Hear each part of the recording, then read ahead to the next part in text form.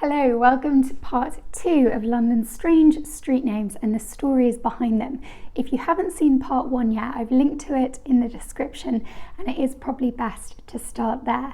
But for this episode, we're going to be staying a little bit in the city and then also going out into Westminster. If you're new, my name is Katie. I'm a London Blue Badge tourist guide and the founder of Look Up London, which specialises in the capital's hidden history. Let's start with everyone's favourite in the city, Cockpit Lane. Now, you might think that given our proximity here to Smithfield Meat Market, this is a reference to poultry, but not so. The city tends to be very say it as you see it with their street names, and this in medieval times was one of the few places where you could buy some female company. The authorities turned a blind eye.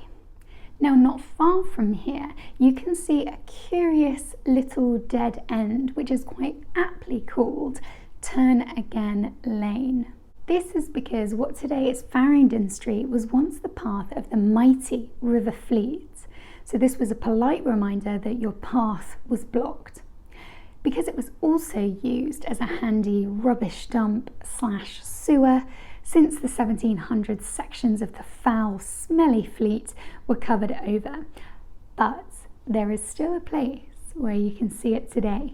Head to the corner of Saffron Hill and Greville Street and look down through this grate. I promise you it doesn't smell. What you can see is a tributary for the lost River Fleet.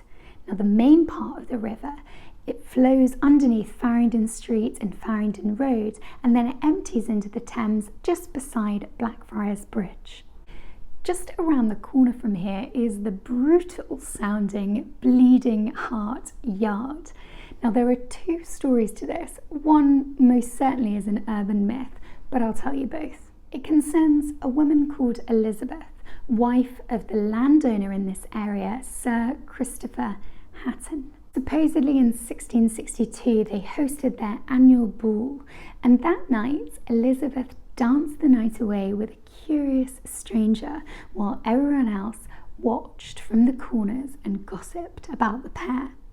The next morning was a horrific sight as poor Elizabeth's body lay mutilated on the cobbles. She'd been torn limb from limb, and apparently her heart, removed from her ribcage, was still there, bleeding onto the pavement. It does sound a bit far-fetched, doesn't it?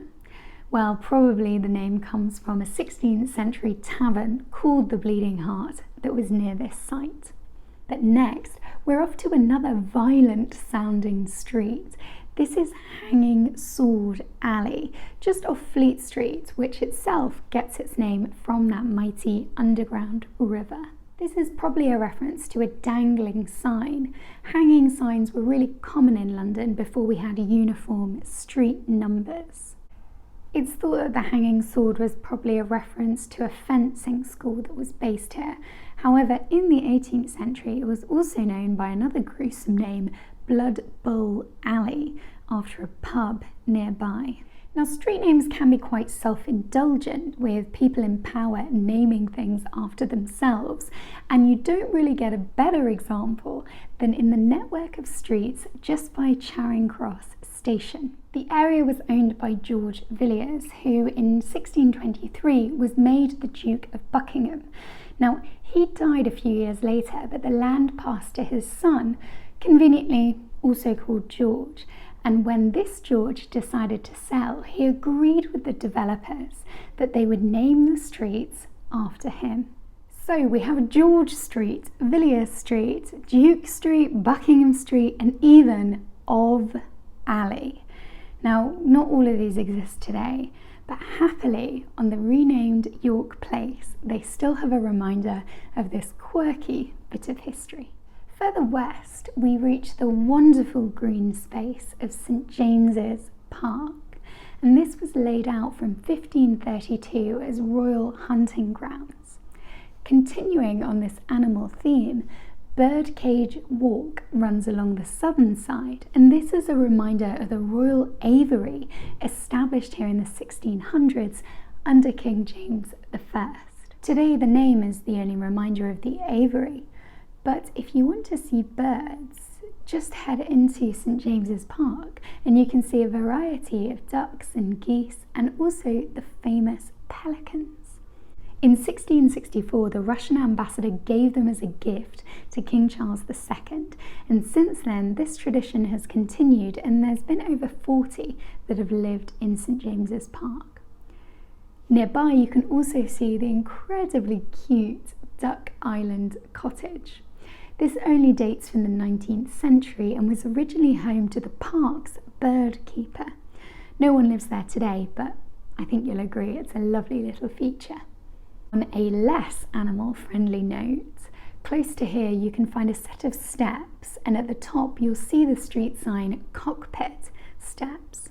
This is a reference to a cockfighting ring known as the Royal Cockpit, which despite the name was actually open to everyone, and it stood nearby until 1810 when it was demolished. We're now heading into Mayfair, where you can find the peculiarly named Haunch of Venison Yard. Appearing on the John Rock map of 1746, it's thought to be a reference of a tavern of the same name that was here in the 1720s. On a similar note, just off the beautiful sweep of Regent Street, you'll find Man in the Moon Passage. Again, this is thought to be named after a former pub. We just love pubs in London, and apparently the more curiously named, the better. Nearby, our last strange street name is Swallow Street, and this has nothing to do with birds or throat movements and is a reference to the 16th century tenant who lived nearby, Thomas Swallow. I hope you enjoyed part 2 of London's strange street names. You can subscribe here and I'll be back next week with some more of London's hidden history.